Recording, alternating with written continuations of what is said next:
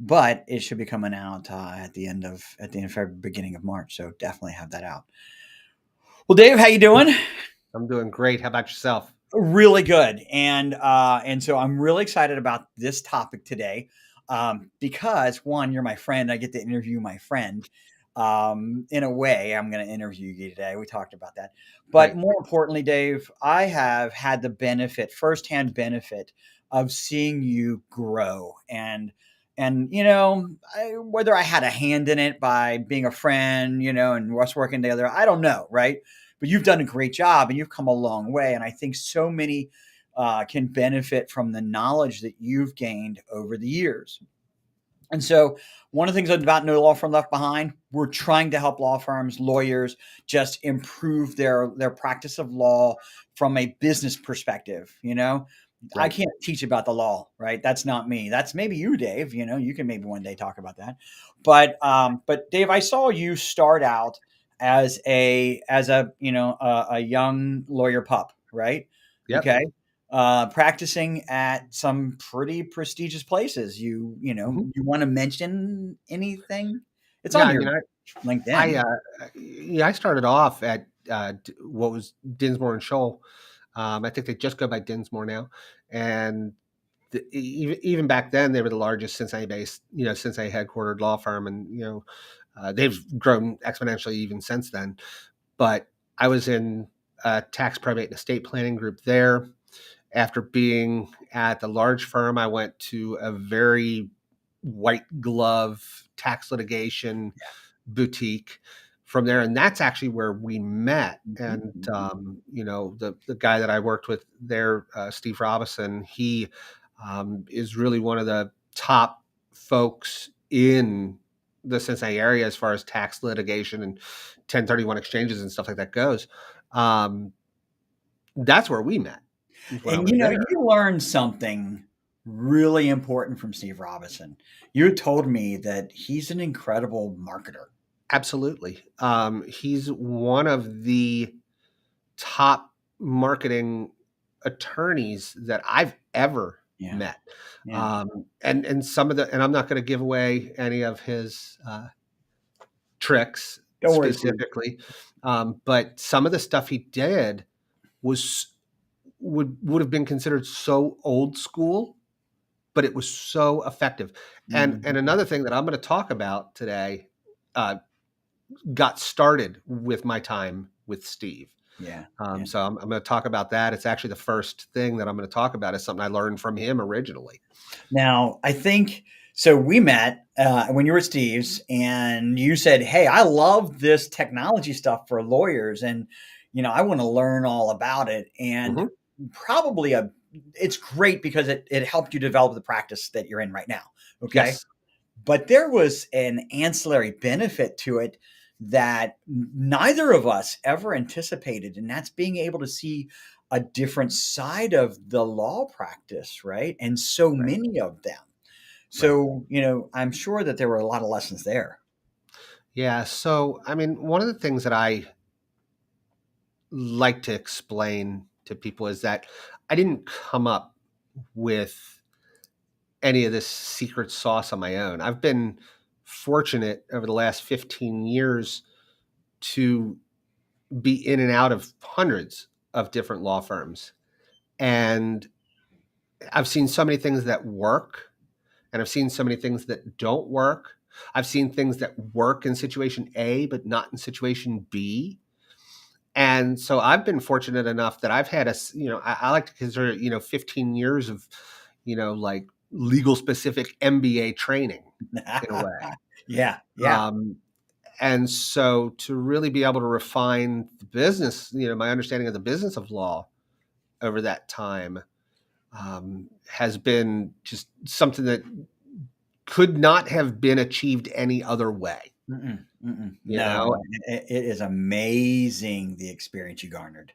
and so now that I'm back in the practice of Mhm, law, mhm. with both feet and exclusively, I'm really drawing on those 15 years Yeah. of all the other things that, not just me, you and I have seen that works and that doesn't. I know. So, It's been a what, fantastic journey. It's been a fantastic oh, journey. it really has. And so it has been a privilege to be able to do this for all Yeah. these years. And so what I'm hoping to do, and I think, the topic for today's show is, if, of all the things that I've seen, what are the 5 biggest that I'm using myself to grow my practice and that I'm going to share with other people today to help them grow their practice, whatever that practice might be. Yeah. Yeah. And Dave and I talked about this ahead of time. And so Dave, we talked about this, and Dave's got a list. It's a great list. By the way, it's not the only thing, but it's at least the most important, one of some of the most important 5, right? And so everybody says you should do this, right, Dave? I mean, Right. everybody says you should do this stuff, okay? But there's always those attorneys or owners or of law practices that say, oh, I can't, right? For this reason or the other. And so Dave's going to talk about these 5 things, Hmm. and I'm going to be the naysayer because I've heard them too, right? Yep. We hear them all the time. We might be technology and security guys here at Splice, but we get involved and we like to help our law practices grow in any way that we can. And so I'm going to be the naysayer. Dave's going to talk about the Right. thing. And, so Dave, let's just get right into it. Yeah. So, I mean, this is what the unique twist is going to be, is that, any law firm consultant is going to come in, and what I'm saying here is not rocket science. These are Oh, just the 5 that, to me, make the biggest impact for me.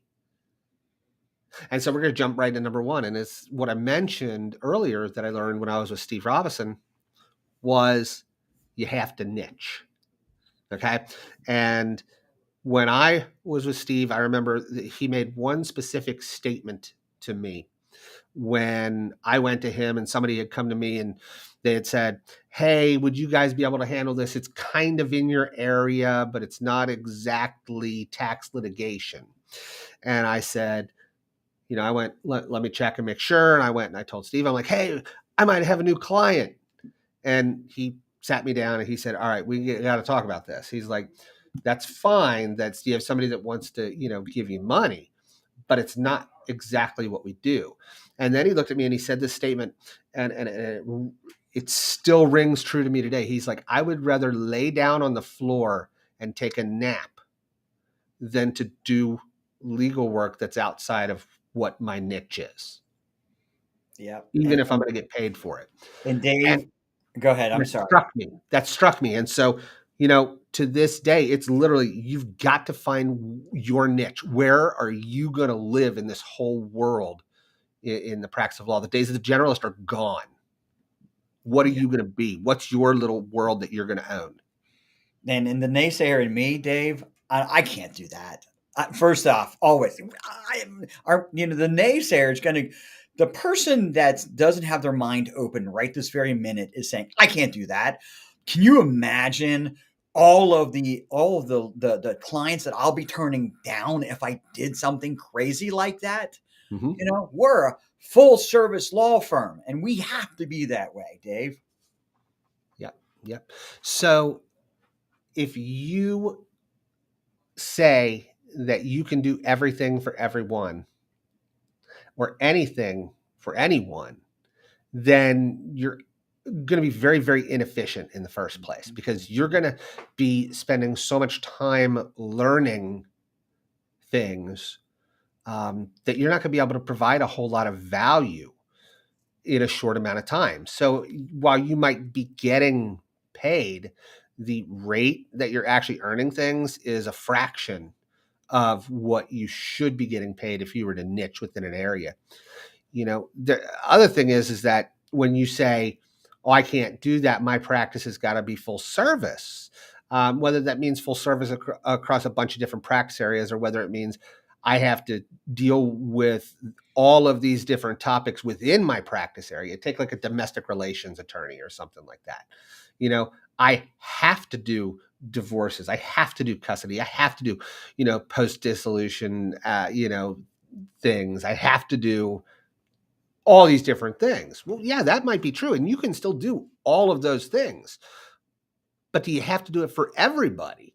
Mhm. A niche doesn't have to necessarily even be within a certain practice area. Yep. It could be within a certain market segment. A demographic, Hmm. something. Yep, you got You it. know, I mean, you could be a general business attorney and have to handle everything from, organizing an LLC to handling an M&A deal where somebody comes in and buys your company from you, cradle to grave. And Um, a niche could be, I only deal with wealthy retirees, that's a niche. exactly, And I do everything for exactly. them, but that's my niche, right? Yep. And I have become knowledgeable in all things wealthy retiree related. You have, If but yeah, you're under the age of 65, if you're under a net worth of niche. 5 million, I don't know what the stuff that applies That's to your you. niche. That's not what That's I your niche. do. Another niche is I represent people that cannot afford representation. That's a Exactly. niche, Yep. that's a niche, underprivileged. So Dave, number 2. Number 2, you have to market. Ooh. Okay. Now, we in the legal field, we like to, we don't like to call it marketing. A lot of times we'll just call it business development. Okay. But both number 2 and number 3 both fall under business development, but they're very different Mhm. things. Marketing is something that has to be done. It's this whole, you can't hide your light under a bushel barrel, right? Um, you could be fantastic. You could be, the nichiest person in the world, but if nobody knows what you do, nobody's going to come to you. You're not going to generate business that way. You have to get your name out there somehow. Now, you know, No Law Firm Left Behind started as a response to COVID. Oh, yeah. And a lot of the marketing things that are taking place these days are still being impacted. I used to I used to travel the country doing in-person presentations. How many different places have we been through the years, Jim, where we would be in front of anywhere from a dozen people to 300 people Yeah, yeah, yeah, in a room? I yeah. mean, that's not the world we live in anymore. Now, even if we try to do things in person, even if people aren't worried about health reasons, people love just signing onto a webinar now, Mhm, mhm, mhm. but you still have to do it. And it changes the dynamic. And, you have to learn how to market in a predominantly remote virtual environment these days. And so if you're not spending time figuring out how to market without being in person, without going to in-person networking events, without going to in-person seminars, you're going to struggle. So you got to learn how to do that digital marketing. Dave, listen, this marketing thing, I've got a website. It doesn't do me any good at all. No one ever calls me from my website. Of course it Facebook, we got a Facebook page. We got a LinkedIn page. I mean, I got this. I'm doing the marketing stuff, Dave. Yeah. What are you doing on there? That's what I would ask you. Are you Active. actually interacting with Mm, people? Are you actually providing new things of value on a constant basis? If you've got what I like to call a postcard website, which means it just sits there and, it's like a postcard in a souvenir shop, you're only going to have luck if somebody stumbles upon it. mhm, mhm. Okay. How are you going to get that out in front of people's faces? Well, social media is a great way to do that, but you have to actually interact with people. You got to hustle. You got to do You YouTube do. You videos. You have got to to do hustle. podcasts. You got to do live Mhm. streams. You've You got to got to you add got to value. write. You got to create Give content. people a reason to care about your existence. Yeah, yeah. It's really not the new post COVID. I mean, this was this way beforehand, but it's even more so right now. People are making So, decisions yeah, for their attention. no, you're absolutely right. One of the things is a lot of the social media, social networking, social marketing, all that stuff. It's been around many, Mhm, many years before mhm, COVID. The difference is that you still had an avenue to do it old school pre-COVID. mhm. That got slammed shut. And a lot of people who got used to saying, "Oh, I don't want to go to an in-person seminar. I'd rather just wake up, roll out of bed, and turn on my computer and instead of driving a half hour, Yeah, in traffic or in the snow or whatever." And now they don't want to go back. nope. Nope. All right, we got to move on. We got number 3. Number 3, in conjunction with marketing, you have to turn around and you have to eventually sell. Oh my And I god! know You didn't just say selling. you didn't say that word. Tell me you didn't say that. Yep. Go So on. you have to sell. But and I know a lot of people, a lot of attorneys in particular think that the word sale and selling is a dirty word, but it's not. Mm-mm. Um, the fact of the matter is that most people, when they think of selling, they think of it the wrong way. So what you need to do as an attorney is you need to refocus your concept of selling. If you have a product, which is your services, and you believe in your product that it actually is solving a problem for somebody, then when you identify somebody that has the problem that your service can solve, you should feel excited and happy to convince them to use your service and to use your solution because you're taking away a problem. You're not trying to manipulate people in the sales process. You're not trying to, just get somebody's money for nothing. It's not the idea. The idea is that if you've got something that solves a problem for somebody, you need to find a way to convince them to solve their problem. Yeah. Yeah. Yeah, and that's how I think most lawyers should look at the sales process. It's about making sure that somebody helps themselves. Dave, you know what? I'm not an attorney, but I did sleep on a Holiday Inn Express last night, and so I'm playing an attorney on our show today. And I have credence to do so now. But no, in all honesty, Dave, I went to law school, and I've been practicing for 10 years now. And honestly, selling, really, I'm a lawyer. Come on, should I really have to sell? Shouldn't all my plaques on the wall sell for me? Nope. Nope. Because the thing is that people buy solutions. People buy people. Mhm. Okay. People don't buy plaques on the wall. It might get your foot in the door somewhere. Your credentials might get you a seat at a table.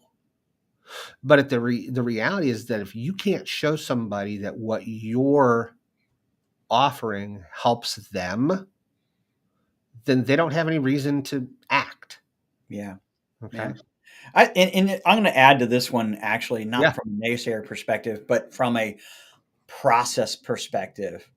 You should have a documented sales process, an agenda that you follow, right? When you get an opportunity that somebody knocks on the door, somebody calls, somebody fills out a web form, it should be strike while the iron's hot, as fast as possible, once they've raised their hand and communicated to you. Everything should be obviously very ethical, very appropriately Yep. ethical.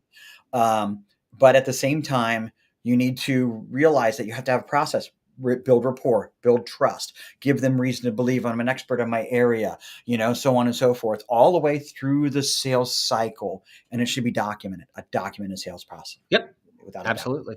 Yeah. And it's repeatable. And it helps with what we're going to talk about last, actually. Yep. So next, Dave. Number 4, communicate, communicate, communicate. And this is communicating both I mean, it means communicating with prospects. It means communicating with clients. It means communicating with former clients. It means communicating with people that you work with. Um, Today, the reality is there's a lot of self-service options out there for people. There are a lot of artificially intelligent options out there for people. If somebody's really just looking for a set of documents, or somebody's just looking for just an answer, they don't need you as a person. There are other ways, much less expensive ways than going to an actual living, breathing attorney. The reality is that you're going to be successful if you can add that personal aspect to things. And that only comes through communicating with people, understanding them, talking to them, making sure that what they think they need is what they really do need. And this is from the very initial contact all the way through the end of some representation and even beyond. Hey, I'm just following up a year later, make sure everything's okay. People Mhm. like that. People want to feel that if their service providers care about them on some level. So, communication is key. Yeah, and so here I am, naysayer, right, Dave? Mhm. I've got staff that should be talking to my clients. I'm too busy. You know, I'm the one that's got to churn out the work. I don't have time to communicate and answer simple little questions. I have staff for that reason. I got people for this. I'm just too busy. Yep. So it matters that it comes from you, because you are almost always the reason why somebody does business with you or does business with your firm is not just because your firm, it's because they like the person that they work with. Yeah. And if you're insistent on not communicating with them, you're going to lose that personal relationship. And when people do business with people, if you try to delegate that relationship, you're going to lose that client. We're in You're a not going to get it in the very first place. we're in a very touchy feely, emotional society right now. Okay. Mhm. And your practice of law is not medicinal and antiseptic. You know what I mean? Right. It can't be sterile. It has to be, you got the most important job an attorney has to do, in my opinion, is to make their client feel like they're the most important thing they've got going on. And make it feel like I care about you and I'm going to take care of you. Yeah, exactly, exactly.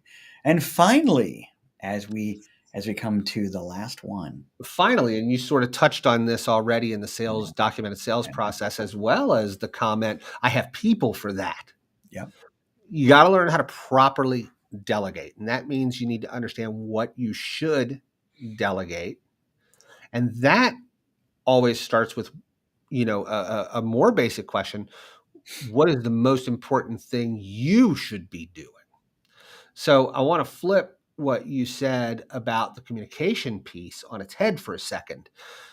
A lot of attorneys think that the most important thing that they do is churn out documents or Mhm. find an answer. Okay. No, no.